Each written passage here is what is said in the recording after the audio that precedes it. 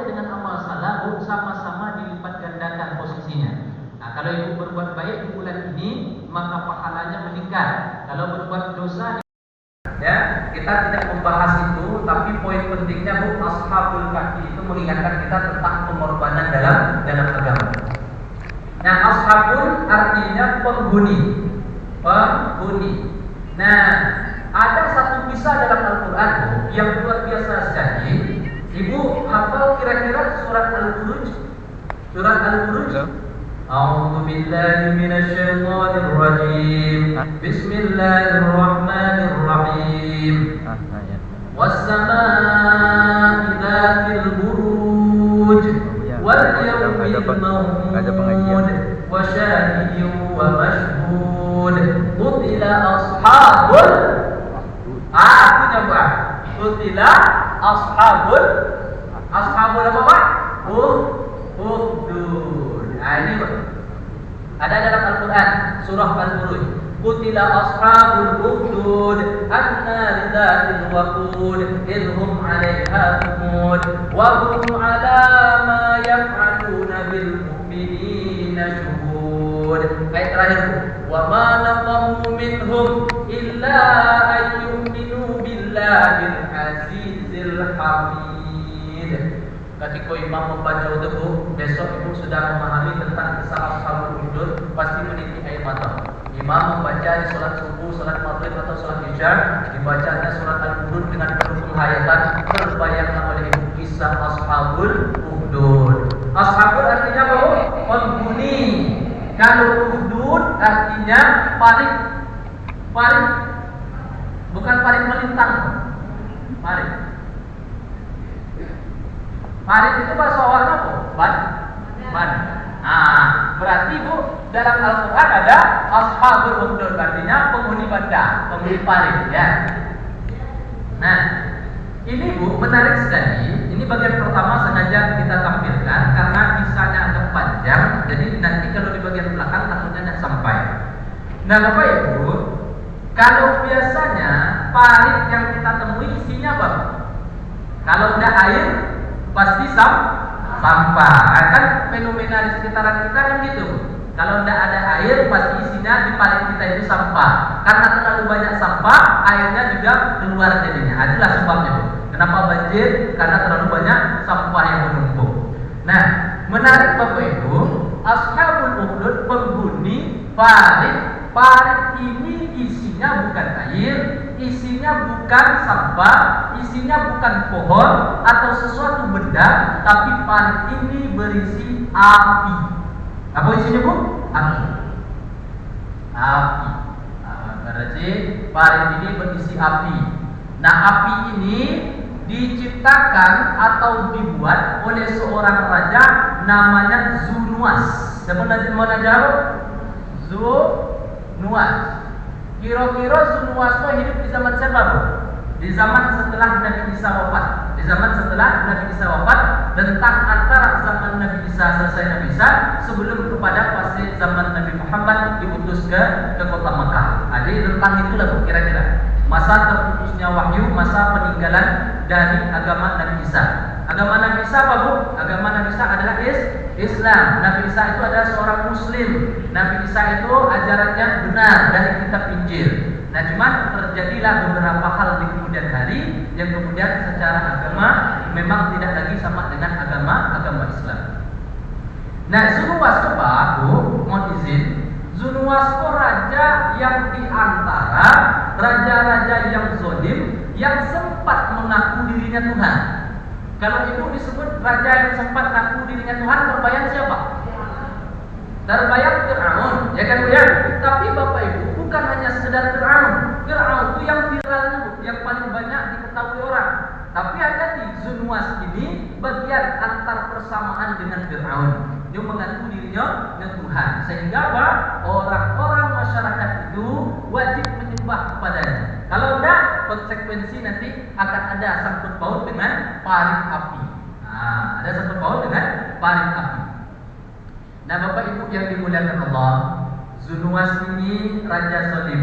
Dia punya seorang tabib, seorang dukun, seorang tukang sihir. Jadi Zunuwas Zunuas punya kepercayaan seluruh akses obat-obatan, akses kebijakan Pak letaknya pada seorang ini. Ya, seorang laki-laki yang usianya sudah tua. Nah, karena dia sudah tua Bapak Ibu, jadi dia memerintahkan kepada raja, "Duhai raja, berilah aku anak muda, yang mana anak muda itu nanti akan aku turunkan seluruh ilmuku kepadanya, akan aku berikan ajaran sihirku kepadanya. Carikan anak muda." Maka raja Bapak Ibu melalui sayembara diumumkan ke seluruh penjuru negeri, maka dapatlah seorang anak muda yang bersedia berguru kepada lelaki tua tadi, yakni penasehat terdekat raja. Maka Bapak Ibu, ini datanglah seorang pemuda, ya, datang seorang pemuda untuk berguru kepada penasehat raja atau tukang sihirnya raja. Nah, raja ini Pak senang dia. Kenapa? Karena sudah ada anak muda yang nanti akan mewarisi ilmu-ilmunya, yang akan mengabdi kepada Zunuas, Maka Bapak Ibu, ya sudah diterimalah pemuda ini. Ya, pemuda ini asalnya dari sini, Bu. Misalnya di sini istana raja. Nah, kampung pemuda itu di sini. Di pertengahan ini ada sebuah pemukiman tempat seorang rahib. Kalau disebut rahib, Bu, itu adalah pengikut setia Nabi Isa, pengikut agama Nabi Isa. Ya, berarti dia beragama Islam, berarti dia menyembah Allah, memurnikan tauhid. Ya. Nah, Bapak Ibu yang dimuliakan Allah, jadi pemuda ini Bu tinggalnya di sini. Setiap hari dia harus bolak-balik menuju istana. Selesai belajar kepada tukang sihir, lalu dia berangkat lagi pulang. Berangkat lagi ke tukang sihir, berangkat lagi pulang. Nah, begitu kerjaannya setiap hari. Nah, Al-Kisah di tengah perjalanan bertemulah dia karena sudah saking lelahnya berjalan pulang pergi, maka bertemulah dia dengan seorang rahib. Artinya Bu, orang yang betul-betul menyembah Allah, bukan menyembah manusia, bukan menyembah agama apapun. Nah, Bapak Ibu, ketika dia berhenti di sini, lalu si rahib ini Bu diajaklah bercerita, berdiskusi. Maka tahulah si rahib ini bahwa anak muda ini berguru kepada tukang sihir akibat dari cerita-cerita yang sudah mereka buka. Maka si rahib ini tidak mau ambil langkah yang terlalu jauh. Nanti kalau sudah dikuasai ilmu sihir ini, anak ini pasti akan tersesat. Maka diberikanlah pengajaran oleh si rahib, sehingga ilmu rahib ini Pak turun pula kepada anak muda. Jadi dua sekaligus. Yang satu dia dapat ilmu dari si rahib, yang satu lagi dapat ilmu dari tukang sihir. Nah, bertolak belakang ilmu tadi Bu, bertolak belakang. Yang satu mengajarkan tentang keesaan Allah, yang satu lagi mengajarkan tentang syirik. Jadi bertolak belakang Bu. Maka setiap perjalanan dari rumah ke sini Bapak Ibu, ya selalu beliau berpikir, ini mana yang sebenarnya yang benar ini? Mana kira-kira yang akan saya tekuni? Mana kira-kira yang akan menjadi pedoman dalam hidup saya? Maka Bapak Ibu, suatu ketika sebelum sampai kepada istana, ketika sudah melewati rumah si rahib, maka di tengah perjalanan Bapak, ada sebuah perkampungan, yang mana perkampungan itu diserang oleh seekor hewan buas. Dan ternyata banyak penduduk yang sudah banyak kena amukan dari hewan tadi. Nah, ketika hewan buas tadi, pas beliau lewat di sini Pak, pas pula hewan buas tadi ada di situ. Maka beliau uji Pak, Bu. Beliau uji, ambil sebuah batu. Ya Allah, jika ajaran si rahib itu benar dan engkau ridho kepadanya, maka berkat batu ini matilah hewan ini. Tapi kalau ajaran tukang sihir yang benar, maka hewan tadi tidak akan mati oleh batu ini. Maka Bapak Ibu, qadarullah, dilemparlah batu tadi dengan lemparan yang biasa, dengan batu yang kecil, maka matilah hewan tadi tergeletak. Maka semenjak hari itu Bapak Ibu diputuskan hubungan komunikasi dengan dukun tadi, dengan tukang sihir. Aku tidak jawab, tidak masuk aja. Ikulah kebenaran. Akhirnya Bapak Ibu diceritakan kepada si rahib. Apa kata rahib? Wahai anakku, wahai anak muda, engkau telah banyak ilmu yang telah aku berikan kepadamu, dan engkau sudah memiliki kedudukan yang tinggi. Jadi suatu ketika nanti dengan ilmu ini engkau akan bisa mengobati orang. Ada orang buta bisa engkau obati, ada orang sakit bisa engkau sembuhkan dengan izin Allah, kata si rahib. Nah, kalau suatu ketika nanti engkau mendapatkan ujian, jangan sampaikan aku yang mengajarkan kepada engkau kita pelajari. Nah, baiklah kata anak muda itu Bu, singkat kisah. Akhirnya Bapak Ibu di lingkungan istana ini ada seorang teman raja, teman dekat ya. Nah, suatu ketika teman dekat raja ini Bu mengalami buta secara tiba-tiba. Maka terdengarlah oleh teman raja ini kalau di sebuah tempat, maksudnya di sini Pak, di tempat si rahib ini, karena anak muda itu di tempat rahib tinggal, ada seorang anak muda yang bisa mengobati segala bentuk macam penyakit. Jadi kalau mau sembuh datanglah ke sana. Nah, karena sudah tidak tahan lagi buta, Pak, teman raja ini pergilah dia ke sini. Nah, ketika sampai di situ, apa kata dia? Duhai anak muda, saya membawa harta yang banyak ini. Ya, tolong sembuhkan penyakit saya, ambil semua harta ini. Tolong, agar mata saya ini bisa melihat, engkau boleh ambil semua harta ini. Maka kata anak muda tadi, pelan-pelan ditanamkan akidah oleh anak muda tadi. Apa kata anak muda? Duhai bapak, yang menyembuhkan bukan saya tidak bisa menyembuhkan apapun penyakit orang, saya tidak bisa. Cuman kalau engkau mau sembuh, ada keywordnya. Apa kata teman raja ini? Engkau berimanlah kepada Allah, ya engkau esahkan Allah. Kalau engkau mau sembuh, aku akan doakan kepada Allah supaya engkau sembuh. Nah, teman raja ini Pak masuk dengan kajian anak muda ini. Akhirnya tertarik dia, kemudian dia mengucapkan beriman kepada Tuhan yang muda, yakni Allah Subhanahu wa taala. Maka ketika itu Bu, sembuhlah mata teman raja ini, lalu dia kembali ke istana. Nah, balik ke istana Bu diceritakan. Arisiko akan mula permasalahan sehingga nanti akan timbul ashabul kufur. Risiko mulanya. Ketika teman raja tadi datang kepada raja, terkejut raja itu. Kok bisa secapek itu atau kau sehat? Padahal patang baru sopo yang mau kok. Inilah tidak sekali paten betul obat yang telah dipakai oleh orang itu. Apa kata teman raja itu? Wahai raja, yang menyembuhkanku ini adalah Allah. Langsung Pak masuk ajaran langsung. Ya, orang kalau ketika keluar dari zona hitam menuju dapat hidayah, orang itu biasanya justru, artinya dia tidak takut apapun Pak. Contoh, kita ketika keluar dari masalah keburukan-keburukan, masalah dosa-dosa, ketika kita hijrah itu Pak biasanya semangatnya tinggi itu Pak. Tidak takut apapun menyampaikan kebenaran. Sama dengan raja ini, teman raja ini. Apa kata teman raja? Duhai raja, yang menyembuhkanku adalah Allah. Ya, terkejut raja. Jadi kau tidak bertuhan kepada saya lagi? Tidak, Tuhan kita adalah Allah. Tuhanku adalah Allah. Maka Bapak Ibu ditariklah oleh raja leher temannya tadi.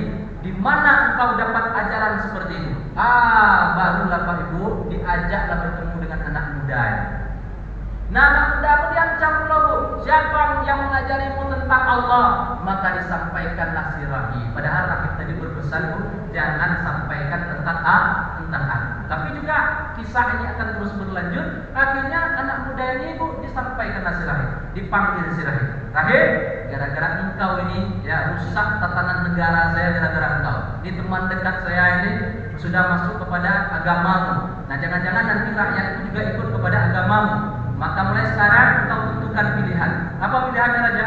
Kalau engkau mau menyembah kembali, engkau selamat. Tapi kalau tidak, aku akan membunuh. Kata si rahibku, orang yang yakin dengan Allah, tak peduli dengan azab. Ya, kita kalau tinggi keyakinan kepada Allah, apapun yang terjadi dalam hidup ini, tidak peduli Pak.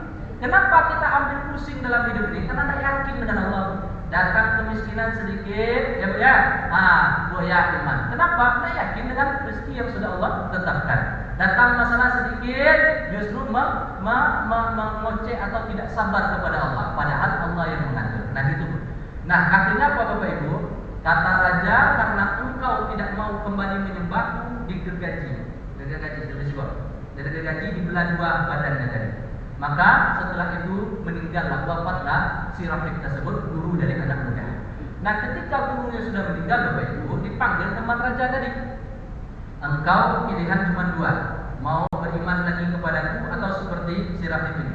Kata teman raja, aku tetap yakin dengan Allah. Maka digergaji pula lah teman raja tadi. Teman dekat digergaji. Kalau tidak sepaham, raja yang di sini walaupun teman dekat tetap juga dieksekusi. Nah ketika pemuda ini mau dieksekusi, beda caranya Bu. Cara pertama dibawa naik ke atas bukit. Dipesankan kepada pengawal-pengawal pribadi raja, kalau anak muda ini nanti mau datang, mau beriman lagi kepadaku, meninggalkan agamanya, maka bawa dia dengan selamat kembali turun ke bawah. Kalau tidak mau, lemparkan dia dari atas bukit. Ternyata di atas bukit tadi, ya justru bukit tadi bergoyang, kemudian pengawal raja berjatuhan ke bawah. Maka turunlah anak muda tadi Bapak Ibu, langsung nyampai ke istana, melapor raja, para pengawal sudah jatuh dari atas bukit. Lah barulah kita cami raja, bahaya kau orang tuh. Akhirnya Pak dicari cara kedua. Apa cara kedua? Dibawa lagi pasukan khusus, dibawa ke tengah laut. Kalau tidak mempan di atas bukit, tengah laut lah.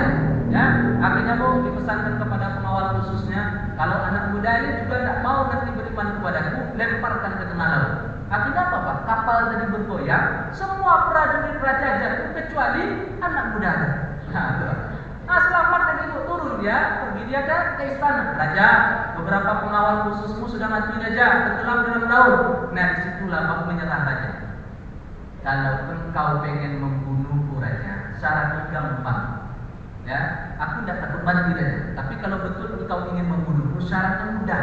Apa itu syaratnya? Engkau kumpulkan semua rakyatmu, lalu engkau gantung aku di sebuah tempat, ya, di sebuah kayu, gantung aku, ikat di situ.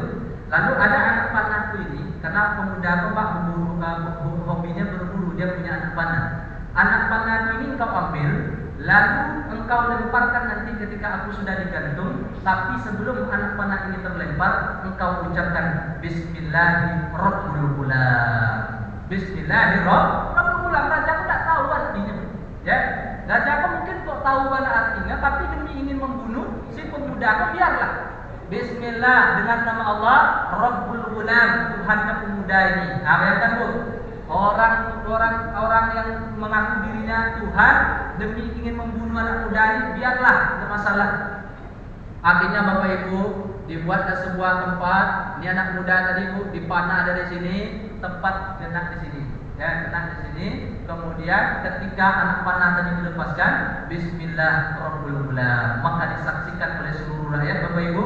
Maka pas di pelipisnya, maka wafatlah pemuda tadi di tiang gantungan itu. Akibat dari anak panah yang sudah dibacakan dengan nama Allah, Tuhan yang pemuda. Siapa Tuhan pemuda?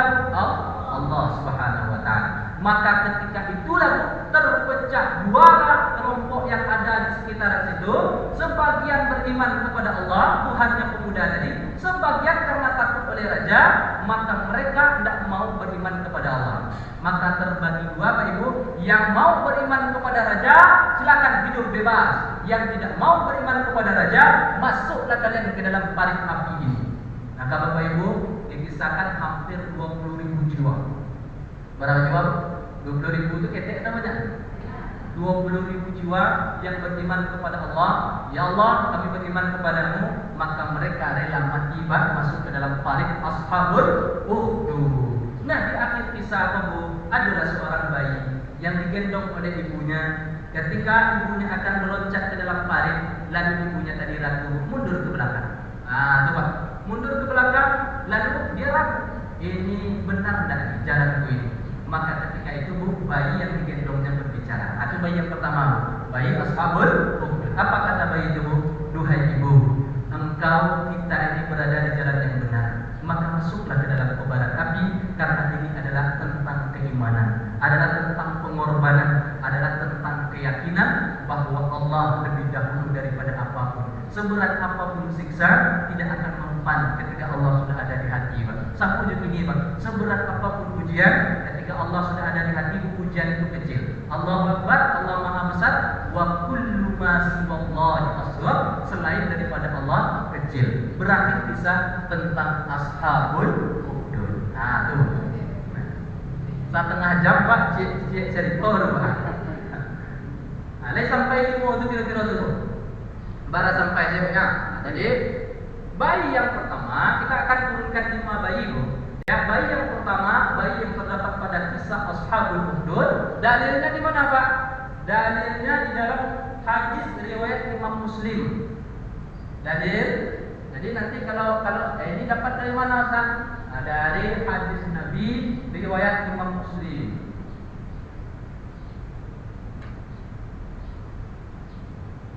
AR Muslim dari sahabat Nabi namanya Suhaib. Dari yang meriwayatkan ini Bu Suhaib. Suhaib bin Sinan. Dulu kita sudah pernah membahas tentang Suhaib bin Sinan. Ibu masih ingat siapa Suhaib bin Sinan? Ada buah, itulah.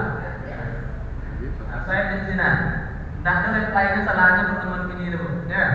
Nah, itu artinya Suhaib bin Sinan itu orang yang kaya dan dermawan. Nah, itu aja intinya. Yang kaya tapi hartanya untuk perdagangan dengan Allah, bukan dengan perdagangan manusia. Jadi hartanya semua diserahkan sama Allah. Sampai-sampai turun ayat wa minan nasi may yashri nafsahu ibtigha'a mardatillah wallahu rahufum bil ibad. Itu ayat untuk beliau. Suhaib bin Sinan. Yang kedua Bapak Ibu, yang kedua mungkin Bapak Ibu sudah sering mendengar. Hadisnya dari Abu Hurairah. Abu Hurairah, ya, yang meriwayatkan Abu Hurairah. Ibu kalau disebut Abu Hurairah yang terbayang apa? Kucing. Itu yang terbayang. Yang lain yang terbayang. Padahal pekan lalu kita sudah sampaikan Abu Hurairah. Tapi yang terbayang Abu artinya bapak, Hurairah kucing. Berarti bapak kucing. Ya, artinya Bu dia senang memelihara kucing. Jadi dia memang digelari itu nama apapunnya. Yang terdapat dalam muttafaqun alaih. Muttafaqun alaih. Kalau muttafaqun alaih itu apa kira-kira Bu? Yang meriwayatkannya Bukhari dan Muslim. Ketika Imam Bukhari meriwayatkan sebuah hadis, Imam Muslim meriwayatkan sebuah hadis, maka untuk menggabungkan mereka berdua disebut dengan singkatan atau istilah muttafaqun alaih. Keduanya bersepakat bahwa hadis tersebut mereka riwayatkan. Apa punya hadis Bapak? Yakni lam yatakallam bil mahdi illa thalatha. Lam yatakallam. Takallam itu apa? Takallam, berbicara. Nah, ya. Lam yatakallam, tidak ada bayi yang bisa berbicara sewaktu dalam gendongan ibunya, ya, illa thalatha. Illa kecuali thalatha, 3. Dalam hadis Bapak ada 3 bayi yang bisa berbicara. 3 bayi yang bisa berbicara. Dan ini nanti juga kita ambil pelajarannya Bu. 3 bayi bisa berbicara. Ya.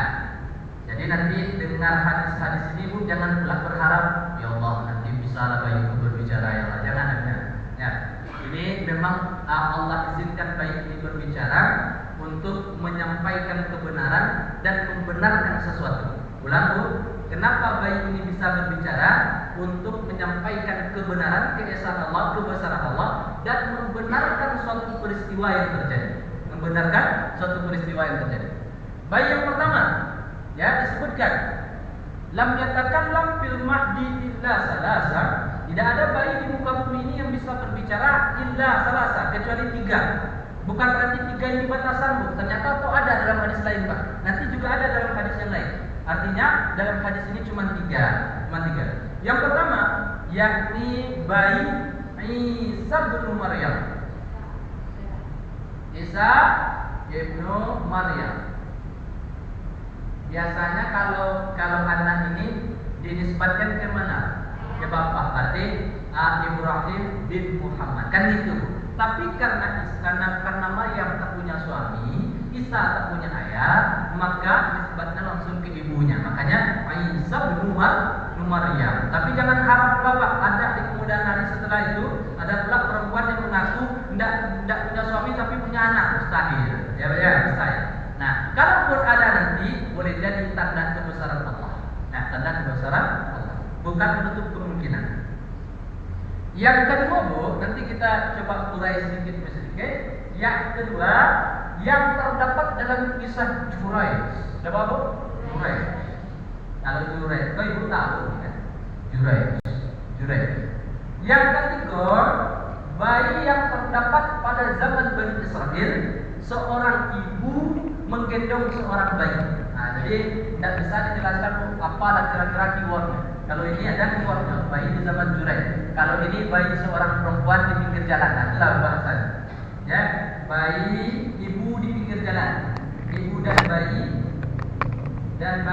di pinggir jalan. Mana di pinggir jalan itu? Nah, kakak-kakak mencari foto lewat. Kalau zaman gini kan ada tuh kebiasaan ibu-ibu berdiri di pinggir jalan, lihat mobil-mobil yang lewat, ya kendaraan. Nah, itu live tracing namanya. Nah, dulu juga gitu. Ada juga seorang ibu dan bayinya, ya itu tegak di pinggir jalan, lalu dia menyaksikan kejadian dan kejadian itu direkam dalam hadis ini. Nah, direkam dalam hadis ini. Dan ketiga ini bayi ini diizinkan berbicara, ada hikmah di baliknya dan pelajaran yang bisa kita petik setelah. Satu, bayi Isa ibnu Maryam. Dalilnya Bu, ya selain itu nanti buka surat Maryam 29:30. Maryam, Quran surah Maryam di antara ayatnya Pak 29 sampai 30. 29 sampai 30. Nah, kita coba sedikit Bapak Ibu. Yang pertama, bayi Isa bin Maryam. Kira-kira kalau dikisahkan disebutkan tentang Maryam, Bapak Ibu kan terbayang tuh kisahnya, dan tidak mungkin kita kisahkan lagi. Ibu, Bapak, Maryam adalah perempuan yang suci, yang dituduhkan kepadanya bahwa dia telah melakukan perbuatan terlarang sampai dia melahirkan seorang anak. Kan begitu kisah pendeknya. Padahal Maryam itu dalam Al-Quran adalah perempuan suci Bapak Ibu, sampai makanannya saja itu diantaranya dari surga. Saking sayang Allah dengan dia. Ibu kira-kira dalam rangka beribadah ini siapa yang pernah ngantarin makanan kira-kira? Ya, dalam rangka rajin ibadah, rajin ngaji ini kan dimudahkan rezeki itu Bu. Ya, kan banyak rezeki kita tuh. Orang rajin ngaji Bu pasti mudah rezekinya, insyaallah. Kenapa? Karena ketika dia berdoa di sini Bu, malaikat mengaminkan. Jadi dia cari nafkah keluar, mudah saja mengalir nafkah. Itu keenakan apabila jadi penuntut ilmu atau majelis ilmu.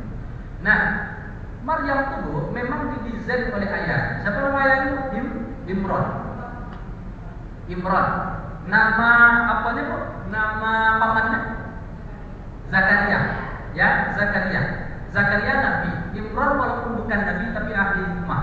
Ya, orang yang memang dekat dengan Allah tapi statusnya tidak sampai kepada nabi yang harus kita imani. Sama seperti Luqman Hakim.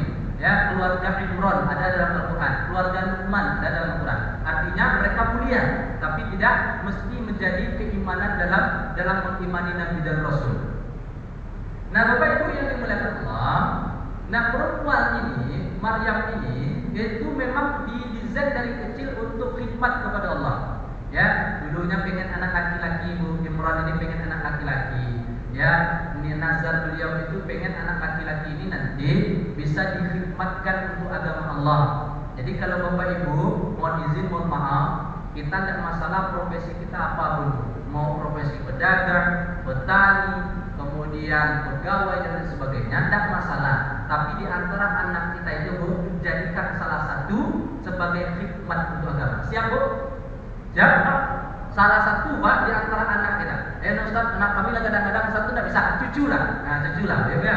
Kalau anak itu mungkin kadang-kadang ini susah aja untuk engkau anak kadang-kadang tidak bisa kita perintah. Tapi kalau dari kecil Pak, cucu misalnya, ya kita punya cucu atau ibu-ibu muda, mohon izin jadikan di antara anak-anak kita ini nanti salah satu di antaranya adalah yang berkhidmat untuk agama Allah. Maksudnya Bu, berikan pengorbanan untuk agama Allah, totalitas, jangan setengah-setengah. Tidak di SD masuk pesantren, nanti di sekolah dia masuk SMP SMA masuk nanti sekolah umum, tidak jadi dia.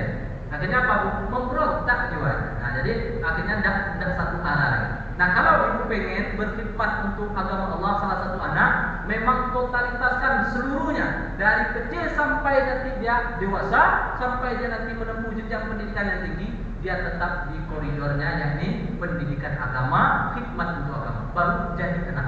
Tapi kalau setengah-setengah tidak jadi. Yang macam-macam kami ini lalu tidak jadi dia. Ya. Dulu di pesantren, waktu disuruh sekolah umum, nanti ngampang-ngampang jadi, artinya tidak fokus. Yang fokus itu seperti jadi ulama besar, dan kemudian hari bisa melahirkan karya-karya yang besar. Di situ berarti dia sudah mentotalitaskan dirinya untuk agama Allah. Nah, ini Maryam juga demikian. Nah, karena lahirnya perempuan, nazar tidak hilang, ya keinginan tidak hilang. Ya walaupun dia perempuan, tapi memang diperuntukkan untuk Allah. Makanya kerja Bunda Maryam itu memang untuk ibadah. Sampai-sampai dalam kisah diantarkan makanan, kemudian apa dan lain sebagainya, sampailah peristiwa itu terjadi. Beliau dititipkan dalam rahimnya seorang anak, yakni Nabi Isa alaihissalam, yang kemudian hari menjadi petaka bagi beliau. Dituduhlah oleh orang-orang di sekitar masyarakat bahwa Maryam telah melakukan perbuatan yang tak baik. Kira-kira menurut akal kita, kalau kita hidup di zaman itu dulu, ibu akan berkata tidak seperti yang dikatakan oleh kaumnya? Iya, karena sepanjang kehidupan umat manusia belum pernah terjadi. Ya, ini baru terjadi. Tiba-tiba ada orang ngaku, orang ngaku bahwa dia punya anak tapi tidak punya suami. Pasti orang tidak akan percaya, dan wajar, dan itu wajar, Pak. Wajar orang tidak percaya karena pengalaman-pengalaman masa lampau tidak pernah terjadi peristiwa demikian. Makanya kaumnya, Pak, ketika itu mengatakan ini dan itu tentang keburukan, maka apa kata Maryam? Ditunjukkanlah anaknya, berbicaralah dengan anakku ini. Maka kata kaumnya, mana mungkin kami bisa berbicara mendapatkan kebenaran dari anak yang masih bayi ini? Maka ketika itu Bapak Ibu, di dalam Quran surah Maryam, maka Allah izinkan Nabi Isa berbicara. Apa kata Nabi Isa? Sungguh aku ini adalah hamba Allah, aku adalah utusan Allah, Nabi Allah, bahwa ibuku tidak seperti yang kalian tuduhkan. Nah, terbantah apa? Isu fitnah atau kebohongan atau berita yang tak benar disampaikan oleh kaumnya kepada ibunya. Nah, pelajaran dari sini, Bu. Ya, kalau pelajaran yang bisa kita ambil satu, kalau ada sesuatu hal yang di luar yang kita inginkan terjadi, maka Allah berkehendak. Sama seperti ini, Bu. Tidak pernah terjadi di masa sebelumnya. Nah, kemudian kalau Allah ingin, innama amruhu idza arada syai'an ay yaqula lahu kun fayakun. Nah, coba. Kalau Allah sudah berkehendak, menurut akal manusia tidak sampai. Akal kita terbatas, semua indera kita terbatas. Dan kalau menurut akal kita tidak sampai, dan kalau Allah berkehendak, maka ketepikan akal, lanjut kepada apa yang sudah Allah tetapkan. Tak bisa kita membantah. Maka Bapak Ibu yang dirahmati Allah, Allah buatlah sebuah tanda kebesarannya, yakni seorang perempuan bisa melahirkan seorang anak tanpa hubungan suami istri. Nah, di sini, Bu, artinya apa? Kalau nanti dalam hidup ini, mohon maaf, mohon izin, Bu, ada sesuatu hal yang terjadi menimpa kita, yang menurut akal kita, menurut pikiran kita tidak akan mungkin terjadi, tapi toh ternyata terjadi. Contohnya gini, Ibu pernah tidak berbicara, rasanya tidak mungkin lah itu terjadi. Aku bisa, masa bisa? Aduh, dalam kadang-kadang hidup kita seperti itu. Kamu nak menikah, ada berusaha menikah, rasa-rasanya tidak mungkin terjadi, tapi terjadi juga. Nah, kalau ada hal-hal demikian, Bu, di luar dari pikiran kita, di luar dari kapasitas akal kita, maka serahkan ke Allah. Allah yang punya kuasa dalam hidup ini. Kita tidak punya kuasa, Allah yang punya kuasa. Jadi ikuti kuasa Allah, maka tepikan apa yang kita pikirkan. Nah, kalau sudah begitu, Bu, maka orang biasanya cenderung tenang dalam hidup. Kenapa orang cenderung gelisah? Kenapa orang cenderung gegabah? Kenapa orang cenderung tidak menerima apa yang telah Allah gariskan untuknya? Kenapa? Karena dia tidak yakin dengan kuasa Allah. Sedangkan seluruhnya Allah kuasa. Contoh, Ibu yakin bisa membuka kelopak mata ketika bangun tidur? Tidak yakin? Tidak yakin kan? Tidak yakin. Itu kuasa Allah. Bahkan tangan kita bergerak ini, Bu, itu kuasa Allah. Tidak akan bisa kita berpuasa sedikit pun kalau Allah yang tidak mengizinkan. Nah, di sini Bapak Ibu, apapun yang terjadi dalam hidup kita, baik itu yang berkaitan dengan yang mungkin tidak akan pernah kita pikirkan, maka katakan dalam dirimu, serahkan semuanya kepada Allah. Serahkan semuanya kepada Allah.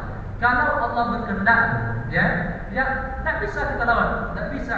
Misal, mohon maaf, Allah ambil harta kita yang sudah lama kita kumpulkan. Allah ambil hilang. Bisa kita berontak, ya Allah, apa diambil? Tidak bisa. Allah ambil anggota keluarga, tidak bisa. Allah gagalkan kita, tidak bisa. Pokoknya semuanya, Bu, itu Allah yang kuasa. Nah, ketika ada hal-hal demikian menerpa kita, menimpa kita, yang kita alami, Bu, sesuatu yang tidak menyenangkan, katakan pada dirimu, jangankan untuk mengubah status kita hari ini yang dari gagal menjadi berhasil, yang dari sedih menjadi bahagia, yang menjadi dari orang miskin menjadi orang yang berkecukupan, dari orang yang sakit menjadi orang sembuh. Jangankan itu, Bu, untuk menitipkan seorang bayi dalam rahim seorang perempuan tanpa suami mudah bagi Allah. Apalagi untuk menggeser posisi perubahan hidup kita. Nah, itu dia. Jadi jangan putus asa. La taihasu mir rauhillah, la taihasu mir rahmatillah. Jangan pernah berputus asa dari rahmat Allah. Apapun yang Allah timpakan, mau sakit datang 2 bulan, 3 bulan dan sembuh-sembuh, katakan pada hati kita, ya Allah, kalau Engkau tetapkan ini, maka saya terima semua garis yang telah Engkau berikan. Jangankan untuk menyembuhkan ya Allah, untuk membuat sebuah kisah tentang Maryam mudah bagimu, untuk mengizinkan seorang bayi yang bisa berbicara mudah bagimu, apalagi mengubah keadaanku yang seperti sekarang. Jadi konsep ini lahir, konsep tawakal ala Allah, berserah diri kepada Allah, tidak bersuuzon kepada Allah. Nah di sini, kalau kita baca syarahnya, dia akan mengarah ke sana. Jadi katakan semua yang terjadi itu adalah kuasa Allah. Manusia tak kuasa, Allah yang kuasa. Kita tak punya kuasa apapun, yang kuasa hanyalah Allah. Nah itu dari kisah Maryam. Nah kemudian Bapak Ibu, kita beralih ke bawah. Ini kisah Jures ini Ibu sudah tahu kan semuanya? Sudah? Nah ada ibu-ibu yang belum kenal dengan Jures? Yang belum kenal dengan Jures itu? Kalau sudah kenal, kita ambil hikmahnya saja Pak. Ya, Jures ini hidup di zaman mana? Di zaman Bani Israil, di zaman Nabi Musa. Jures ini beliau itu adalah ahli ibadah yang memang hidupnya memang untuk Allah saja, ya, bukan untuk yang lain, bukan untuk menyembah harta, bukan untuk menyembah kuasa, bukan untuk menyembah popularitas, tetapi Bapak Ibu betul-betul hanya untuk Allah. Kalau kita pengen seperti Jures, begitulah hendaknya kehidupan ini. Jadi saking terkenalnya Bapak Ibu viral berita tentang beliau ini, bahwa Jures adalah seorang orang yang rajin dan tekun beribadah. Nah kisah ini tidak menyenangkan sekali, tidak menyenangkan. Akibat tidak menyenangkan kenapa Bapak Ibu? Karena di akhir kehidupan Jures yang rajin ibadah, maka beliau itu bertemu dengan, mohon maaf, seorang perempuan yang tak baik. Menurut akal pikiran kita mungkin tidak. Ini tempat ibadahnya Jures. Dia di sini menyembah Allah setiap hari. Dia habiskan waktunya di sini. Kira-kira orang yang menghabiskan waktunya untuk ibadah, Pak, bisa nggak kira-kira bertemu dengan perempuan yang paling jelek di zaman itu, paling tak bagus di zaman itu? Kan tidak mungkin, Pak. Kecuali beliau ini pernah sesekali, Pak, ya, lewat-lewat di situ kan tempat nongkrong para perempuan itu bisa jadi.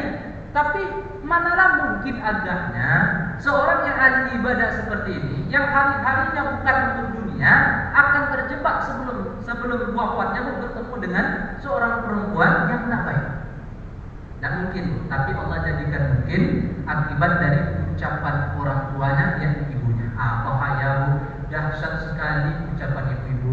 Makanya hati-hati ketika mengucapkan sesuatu yang berkaitan dengan anak. Yang berkaitan anak itu bapak-bapak yoyo, tapi yang kisah ini ibu-ibu. Ibu semarah apapun kepada anak awak, ya, sekesar apapun kepada anak-anak kita, jangan terlontar kata-kata kasar, apalagi mendoakan keburukan. Ikut Jures itu akibat dari doa ibunya. Apa kata ibunya? Suatu ketika Jures ini sedang beribadah, datang ibunya ke tempat ibadahnya agak sedikit tinggi ya, dan ibunya di bawah. Apa kata ibunya? Jures, kata ibu. Jures sedang sholat Bu. Kalau sedang sholat mana lebih dulu Bu?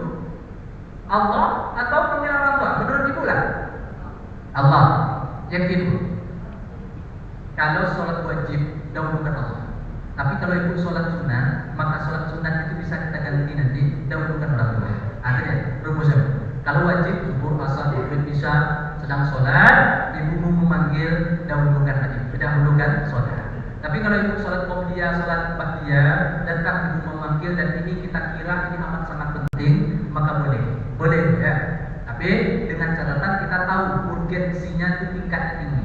Tapi kalau memanggil sekedar saja menyuruh makan, jangan tahu. Ya kita lah terbiasa tahu ibu manggil di rumah misalnya kan, itu panggilan menyuruh makan tuh, karena sudah paham, jangan pula ayo batalkan sholat jangan. Gitu. Tapi lihat urgensi. Nah, Jures ini sedang sholat. Apa kata ibunya? Jures, kata ibunya. Apa dalam hatinya? Ya Allah, aku lanjutkan sholat atau memenuhi panggilan ibuku.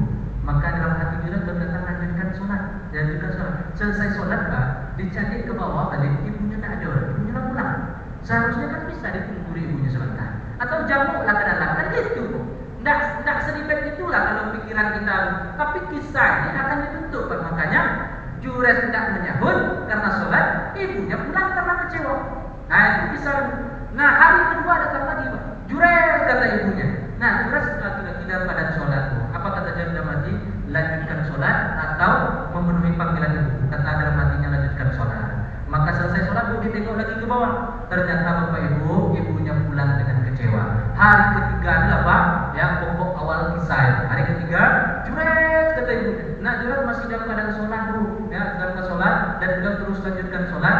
Ketika itulah ibunya pulang dengan kekecewaan dan pada hari ketiga Bapak terlontar percakapan dalam doa. Apa kata beliau?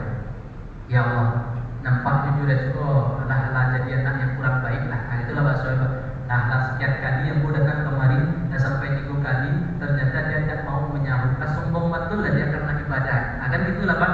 Ya Allah, jangan engkau matikan Jures ini sebelum dia bertemu dengan perempuan yang tak baik. Nah, bayangkan Bu, anak jadi korban gara-gara doa ibu. Hati-hati. Makanya pesan ini Bu yang disampaikan dalam hadis Quran, pesan untuk pendidikan, pesan pendidikan pola asuh. Senakal apapun, sebandet apapun, apalagi generasi yang kita hadapi kini Bu, bagi ibu muda misalnya, itu susah kali mengatur anak, ya, karena ada saingannya, gadget dan lain sebagainya. Itu jadi pesaing bagi kita untuk mendapatkan perhatian anak. Nah, kalaupun anak susah diatur Bu, pesan hadis ini yang disyaratkan oleh para ulama, jangan sampai mulut kita, ucapan kita sampai mendoakan keburukan pada anak. Kenapa? Doa ibu itu makbul. Doa ibu itu tembus. Ya Pak, ibu doakan kebaikan, Allah dengarkan. Ibu doakan keburukan, Allah pun dengar dan Allah berikan pengkabulan terhadap doa. Akhirnya Pak, viral kisah Jures ini, sampailah orang-orang memuji Jures. Apa kata masyarakat? Sungguh luar biasa ibadah Jures. Hari-harinya habis untuk Allah. Tinggi sekali cintanya kepada Allah sampai lupa dengan dunia. Tak dengarlah di dalam perempuan yang dimaksud. Terdengarlah oleh perempuan yang dikisah. Apa katanya? Saya ini perempuan paling cantik di negara ini. Di daerah kita ini saya perempuan paling cantik. Manakah Jures itu tidak tergoda dengan saya? Kalian perhatikan ya, pokoknya ucapan kalian mengatakan Jures itu orang suci akan aku bantah dan aku bersedia ya untuk mendatanginya, menggoda dia sampai keyakinan masyarakat terhadap dia itu berpindah dari yang alim rajin ibadah sampai menjadi orang yang penuh dengan maksiat. Makanya Bapak Ibu, disusunlah skenario datang dia ke tempatnya Jures. Nah tempat Jures itu agak sedikit tinggi kalau kita kisahkan tadi.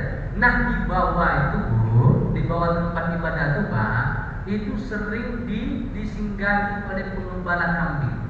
Nah pengembala kambing di sini dalam hadis itu disebutkan melepaskan lelahnya Pak, acok di bawah sampai Jures, di bawah ya sambil selonjoran istirahat. Nah kebetulan dia naik ke atas, perempuan ini naik ke atas Bu, kemudian memaaf ditawarkan dirinya, tapi Jures tidak mau Pak. Jures terus salat, terus istighfar, tidak melirik kepada perempuan sedikit pun, walaupun dia menggoda sekian lamanya, tidak tertarik sedikit pun. Dan perempuan tadi kecewa Pak, turun kembali dari tempat ibadah Jures. Dalam keadaan kecewa tadi dapat nampaklah pengembala kami. Nampak pengembala kambing. Nah, mohon maaf Bapak Ibu, karena sudah saking kecewanya, entah memang beginilah karakter perempuan itu kalau sudah kecewa dan sebagainya, Allah alam. Tapi ketika dia sudah kecewa, Pak, dilampiaskan kekecewaannya kepada pengembala kambing. Nah, ketika itulah Pak, mohon maaf, mereka berzina sampai hamil perempuan ini, sampai melahirkan anak, dan anak itu tersebarlah ke tengah masyarakat. Dituduhlah perempuan tadi telah melakukan perbuatan terlarang, dicari tahu siapa suaminya, siapa orang yang telah menghamilinya. Maka kata perempuan ini Pak, yang menghamiliku adalah Jures, yang telah menghamiliku adalah Jures, dan anak yang ada pada ibu ini adalah anak Jures. Maka Pak, datang masyarakat berbondong-bondong, diruntuhkan rumah ibadah Jures. Jures ini ditarik keluar, dipukul ramai-ramai. Heran Jures Pak, sedang ibadah ditarik oleh orang, kan kaget tuh. Tempat beliau bertanya, ada apa dengan kalian? Kok kalian menyiksaku? Salahku apa? Kata Jures. Jangan banyak gaya Jures. Kau pura-pura alim saja, pura-pura rajin ibadah. Kelakuanmu busuk kali. Akhirnya apa kata dia? Apa sebenarnya yang terjadi? Ditengokkan anak itu, Pak. Ini anakmu dengan perempuan ini. Engkau telah berbuat yang tak baik dengan dia sehingga anak ini lahir. Maka kata Jurayj, jangan begitu. Izinkan aku sholat dulu, sholat Jurayj, Pak. Selesai sholat, datang dia kepada bayi itu, Pak. Lalu ditunjuklah bayi. Wahai bulan, wahai anak kecil, siapakah ayah? Di saat itulah, Pak, bayi ini bisa berbicara, ya, mengatakan tentang kebenaran. Apa kata dia? Ayahku adalah seorang pengembala kambing. Nah, itu dia, Pak. Disebut atau bukan kisah dari. Nah, kisah apa, Pak? Fokusnya bukan tentang bayi ini, Pak. Tidak. Fokusnya bukan tentang bayi yang bisa berbicara. Karena bayi yang bisa berbicara sudah kita ambil sebelumnya. Tapi tentang pola asuh. Janganlah sampai ibu dengan kekecewaan sampai mendoakan yang terbaik kepada anak. Kenapa, Bu? Anak juga yang tersiksa.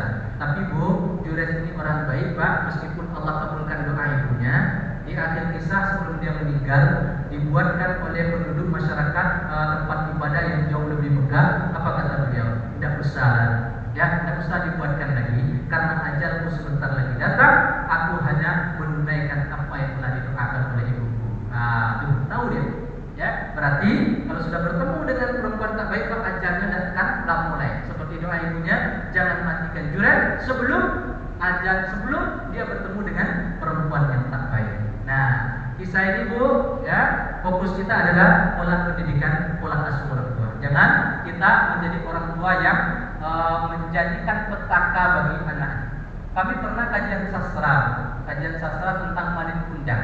Sebenarnya malin kundang yang durhaka atau ibunya yang durhaka? Atau pernah kajian dalam kajian sastra, ada workshopnya dulu. Apakah betul malin kundang yang durhaka atau orang tuanya yang durhaka? Itu ada kajian. Dan itu tidak mungkin kita bedah di sini. Itu khusus bagian orang-orang pakar tentang sastra yang ada. Jadi dalam satu kesimpulan disampaikan, boleh jadi bukan anaknya yang durhaka, bukan malin kundang. Ini sebuah gambaran aja, ya. Boleh jadi bukan anak yang durhaka, bukan malin kundang yang durhaka, tetapi ibunya lah yang durhaka. Kenapa bisa ibunya durhaka? Malin kundang itu berangkat pada ketika dia diceritakan usianya berapa? Usia masih anak-anak. Dan ibunya ketika dia berangkat 25 tahun setelah itu, ibunya muda atau sudah tua? Ketika dia berangkat muda. Anggap kalau usia dia berangkat, usia ibunya 25, ya. Nah, usia dia pulang ibunya berapa? 25 atau 25, Bu? 50. Kira-kira usia perempuan 25 ke 50 baik beda atau tidak? Itulah, Bu. Nah, malin kundang pun tak punya HP dulu untuk video call segala macam mengetahui orang tua. Kan itu persoalannya. Nah, tiba-tiba, ya, tentunya tidak kenal dengan ibunya, tidak kenal. Itu kajian sastra, ya. Tapi setidaknya ada sebuah pertanyaan, apakah benar malin kundang yang durhaka atau justru ibunya yang durhaka? Gitu, Pak. Kita bisa ambil. Boleh jadi, Pak, dengan kisah-kisah seperti itu memberikan pelajaran bagi kita. Jangan kita menjadi orang tua yang sampai mendoakan keburukan untuk anak.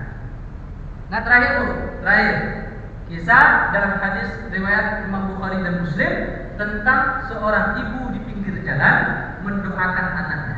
Nah, ibu pernah dengar kisah ini? Ada seorang ibu-ibu, Pak, dia sedang menggendong bayinya di pinggir jalan. Kemudian dilihatnya orang lalu lalang.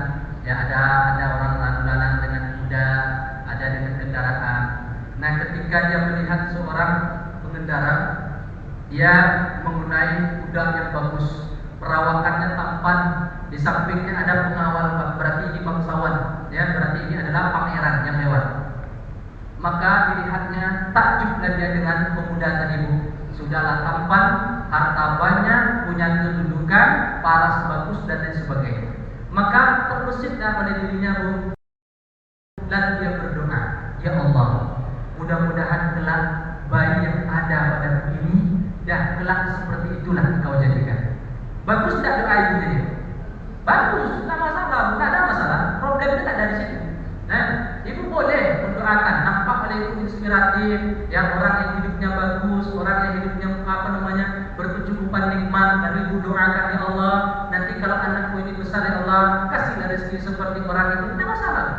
Yang tidak boleh itu misalnya kita nampak orang itu jelek, ya, jelek dalam arti sifat, dalam arti karakter, dalam arti agama, ya, sudah tahu kita dia buruk, lalu kita doakan, jadi anak seperti itu ya, itu tidak boleh. Tapi kalau anak itu punya orang lain punya kelebihan nikmat, lalu kita doakan anak, tidak masalah. Ketika dia mendoakan itu Bapak Ibu, ya, jadikan anakku nanti ya Allah seperti pemuda yang bangsawan tadi. Maka anaknya dilepaskan susuannya, kemudian apa diucapkan oleh anak. Nah, ini bayi yang bisa berbicara di waktu kecil, bayi yang keempat. Apa kata anak itu? Ya Allah, jangan jadikan aku seperti yang didoakan ibuku. Jangan jadikan aku seperti yang didoakan ibuku. Terkejutlah ibu ini, Pak. Nah, terkejut anak ini satu bisa berbicara, yang kedua tidak mau didoakan seperti orang tadi. Oke lah. Nah, kemudian Bapak Ibu lewat lagi seseorang dengan membawa seorang budak, Pak.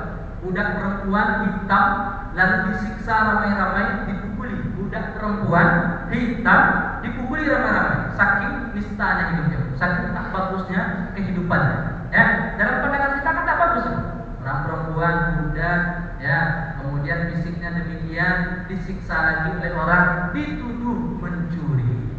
Ini pencuri nih, dihajar ramai-ramai perempuan, budak tadi dihajar, saking sedihnya lah kehidupan perempuan tadi. Maka wajar aku, ibunya yang sedang menggendong bayi tadi berdoa kepada Allah. Apa katanya?